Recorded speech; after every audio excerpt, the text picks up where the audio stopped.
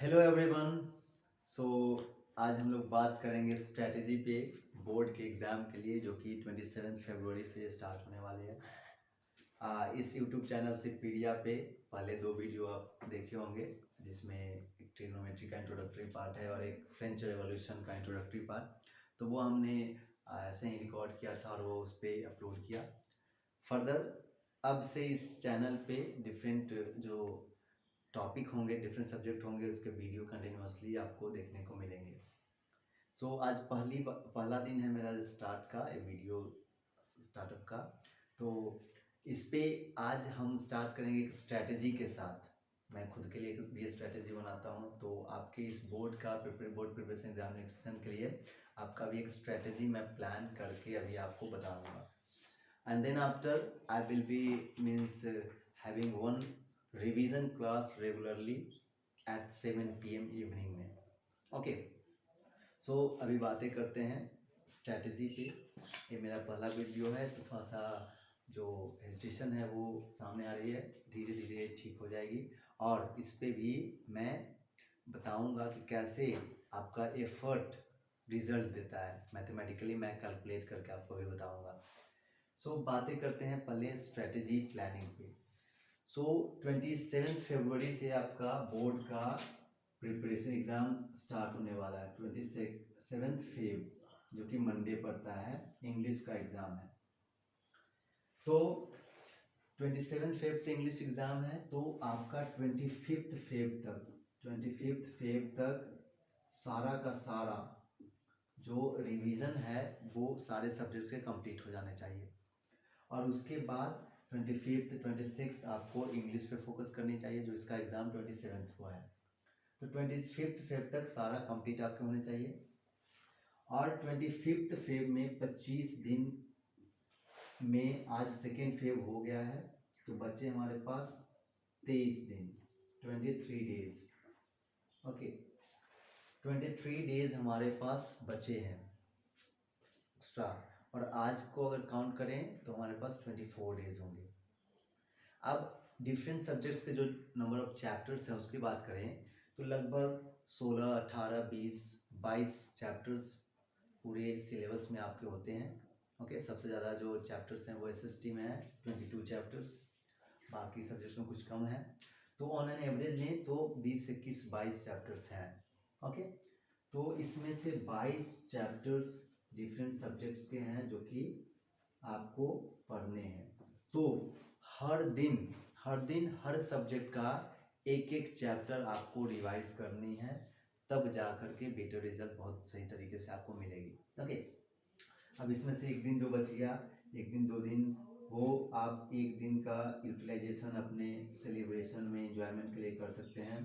और ये यूटिलाइजेशन ने जो सेलिब्रेशन है, हो सकता है किसी का बर्थडे पार्टी हो, कोई फंक्शन आप अटेंड करने जा रहे हो, किसी का शादी हो, क्योंकि अभी वो मौसम फिर से आ गया है शादी का, तो इसमें आप अटेंड कर सकते हैं, वहाँ पे यूटिलाइज आप कर सकते हैं। तो लेकिन 22 दिन आपका हर दिन हर सब्जेक्ट का एक एक चैप्टर कंप्लीट रिवीजन होने चाहिए। इसमें हमारे तरफ से भी एक हेल्प होगा। मैं एसएसटी का जो 22 चैप्टर्स हैं, तो हर दिन इवनिंग में मैं लाइव आकर के एक एक चैप्टर रेगुलर आपको रिवाइज करवाऊंगा थॉरली पूरा चैप्टर्स को। उसमें कुछ पॉइंट्स होंगे, उसको एम्फेसिस करके डिस्कस करूंगा। आज शाम से ही 7 बजे शाम से मैं लाइव आकर के एक एक चैप्टर रिवीजन आपका करवाऊंगा। ओके, अब इसमें जो हर दिन का जो स्ट्रेटेजी होना चाहिए, इस दिन का जो प्लानिंग है, किस तरीके से आप पढ़ाई करेंगे, तब जा कर के इसको अच्छे से अचीव कर सकते हैं।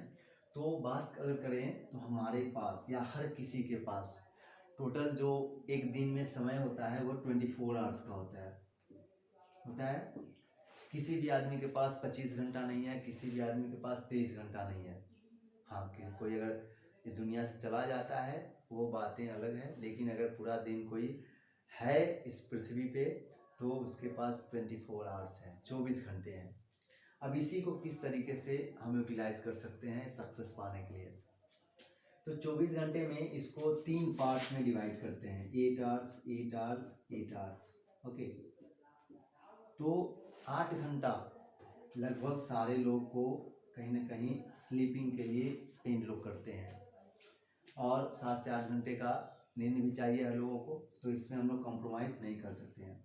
हाँ, मैक्स टू मैक्स आप क्या कर सकते हैं, तो इसको 7+1 में आप ब्रेक कर सकते हैं, और ये 7 आप स्लीपिंग के लिए यूज़ कर सकते हैं, और 1 घंटे का जो समय है आप एक्सरसाइज के लिए, फ्रेश होने के लिए एंड ऑल अलग अलग जो भी आप उसमें कॉम्प्रोमाइज़ करके आप कर सकते हैं। तो ये 8 घंटे आपका ख़त्म हो गए। ये जो नेक्स्ट 8 घंटा है, ये जो जॉब करते हैं उनके लिए जॉब टाइम होता है, वर्किंग आवर होता है डे का 9 से 5, 8 से आपका 3, 4। तो ये अलग अलग टाइम में लोग जॉब करते हैं। वहीं पे जो स्टूडेंट्स होते हैं, तो हम सब जो स्टूडेंट्स इस टाइम में स्कूल जाते हैं, आते हैं, खाते हैं, फ्रेश होते हैं, तो लगभग ये टाइम या तो कोई वर्क करता है, ओके, जॉब करता है, या तो कोई स्कूल जाता है पढ़ने, स्टडी करता है, 2 कामें करते हैं। तो इस 8 घंटा को भी हम लोग अदर कंसिडर नहीं करते हैं, और इसको आपका फेयरवेल अगर हो चुका है, आपके स्कूल अभी जाना अटेंड करना कोई कंपलसरी नहीं रहा है, तो इसमें से भी आप कुछ समय निकाल सकते हैं, और बचा 8 घंटा जो सबके पास जो बचा, उसमें से आप स्टडी के लिए निकाल सकते हैं, जो स्कूल के बाद आपका टाइमिंग है। जैसे बहुत सारे बच्चे ट्यूशन करते हैं, वो भी मोस्ट प्रोबेबली बहुत सारे ट्यूशन का सिलेबस ख़त्म हो गए होंगे, तो वो भी आपके पास है। तो ये 8 और 8 16 घंटा, ये दोनों को अगर मिला दें तो 16 घंटा है हमारे पास। तो 16 घंटा में से आप अभी खेलते भी हैं, कूदते भी हैं, बहुत सारा काम करते हैं, उसके बाद भी अगर 5 घंटा सेल्फ स्टडी के लिए, ओके, और मैं 1 घंटा एक लाइव क्लास पर्टिकुलरली एसएसटी के लिए मैं आपको कहूँगा, क्योंकि पूरे साल एसएसटी का जो पढ़ाई होती है बहुत ही ईजिली लोग लेते हैं, और मेनली फोकस करते हैं मैथ एंड साइंस पे। तो अभी 1 घंटा मैं रिवीजन करवाऊंगा, उस पर आपको देना है, और इसके अलावा 5 घंटा, एटलीस्ट 5 घंटा आपको डिफरेंट सब्जेक्ट्स पे देने हैं। हर सब्जेक्ट्स पे जितना जिसका ज़रूरत है उस हिसाब से आप दे सकते हैं। 5 घंटे को आपको एटलीस्ट देना होगा बोर्ड के लिए, ठीक है। अब जो 6 सब्जेक्ट्स हैं, तो उस 6 सब्जेक्ट के लिए कि किसको कहाँ पे प्रायोरिटी दें, किस टाइम पे पढ़ें, तो इसको अगर डिवाइड करें तो हम 3 शिफ्ट में डिवाइड कर सकते हैं, ओके। और 3 शिफ्ट हो सकता है कैसे, मॉर्निंग, आफ्टरनून और इवनिंग, अगर आपके स्कूल बंद हो गए हैं तो अगर मॉर्निंग की बात करें तो मॉर्निंग में जो सबसे बेहतरीन सब्जेक्ट पढ़ने के लिए होते हैं वो आप पढ़ सकते हैं साइंस और एसएसटी, क्योंकि ये दोनों जिसमें बहुत सारा डेटा की बात होती है, बहुत सारा टॉपिक होता है, बहुत वास्ट सिलेबस है इसका। तो ये जो मॉर्निंग में आप साइंस और एसएसटी, मॉर्निंग में आपका माइंड फ्रेश होता है, आप ज़्यादा कैप्चर कर सकते हैं, तो मॉर्निंग में साइंस और एसएसटी आप ले सकते हैं। टाइमिंग एज यू विश, अगर आप 4 बजे उठते हैं तो उस हिसाब से आप एडजस्ट कर सकते हैं, 1 घंटा 1.5 घंटे का टाइम। 6 बजे उठते हैं उस हिसाब से आप एडजस्ट कर सकते हैं। ऐसा कोई हार्ड एंड फास्ट रूल नहीं है कि आपको 4 बजे उठकर ही पढ़ना है, या 8 बजे आप उठते हैं तो 8 बजे से पढ़ना है। वो आप पे डिपेंड करता है, आप रात में पढ़ना ज़्यादा पसंद करते हैं या फिर सुबह पढ़ना ज़्यादा पसंद करते हैं। देन आफ्टर हमारे पास है आफ्टरनून। इस आफ्टरनून शिफ्ट में आप 2 सब्जेक्ट ले सकते हैं, और 2 सब्जेक्ट आपका है, एक कंप्यूटर, या कंप्यूटर के जगह पे आपको कुछ और है तो सॉरी, आफ्टरनून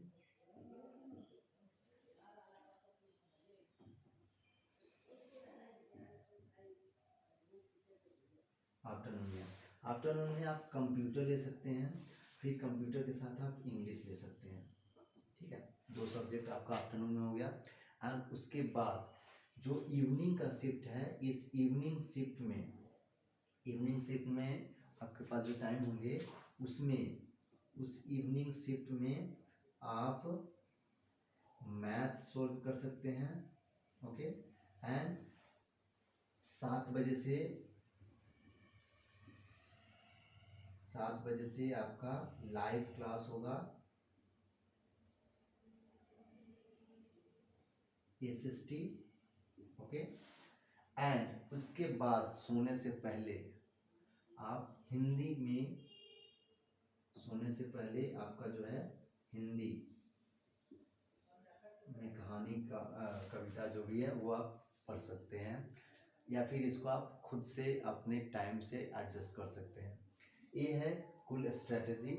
उसके अलावा अगर कोई और भी टॉपिक में, डिफरेंट सब्जेक्ट्स में कोई टॉपिक में आपको ऐसा लगता है कि उसमें आप फंस रहे हैं, आपको कुछ प्रॉब्लम हो रही है, तो वो आप कमेंट्स में बता सकते हैं, उस पर मैं डिस्कस करूँगा।